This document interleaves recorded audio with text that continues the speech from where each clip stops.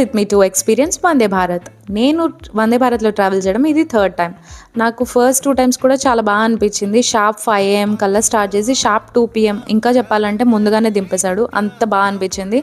Experience చాలా బాగుంది. చాలా ప్రీమియం ఫీలింగ్ వచ్చింది ఫ్లైట్లో లాగే, but half of the price.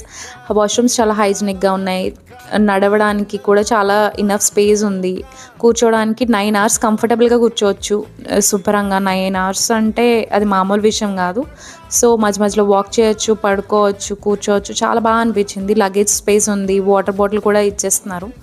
So నేను నా ఫుడ్ అయితే ఇందులోనే ఇంక్లూడ్ చేసేసుకున్నా టికెట్ ప్రైస్లోనే.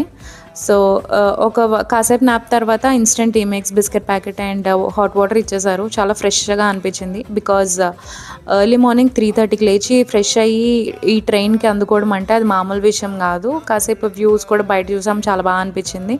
ఈ లోపల బ్రేక్ఫాస్ట్ కూడా ఇచ్చేసారు. సో ఫుడ్ కూడా బాగానే ఉంది, మరీ not that bad. Mouth freshener ఇచ్చారు. మధ్య మధ్యలో వాకింగ్ చేస్తూ కాసేపు నాప్స్ వేసేసరికి ఈ లోపల లంచ్ ఇచ్చేసారు. లంచ్ కూడా బాగా అనిపించింది అండ్ ఐస్ క్రీమ్ కూడా ప్రొవైడ్ చేశారు. చాలా బాగా అనిపించింది. కానీ అసలు ఈసారి మాత్రమే చాలా లేట్గా తీసుకెళ్ళాడు. ఒక 15 minutes ల్యాగ్లో ఉంది ట్రైన్. మేమే లొకేషన్కి వెళ్ళాము. మీరు గెస్ట్ చేసి చెప్పండి. మీ వందే భారత్ ఎక్స్పీరియన్స్ నాకు కమెంట్ సెక్షన్లో చెప్పండి. బాయ్.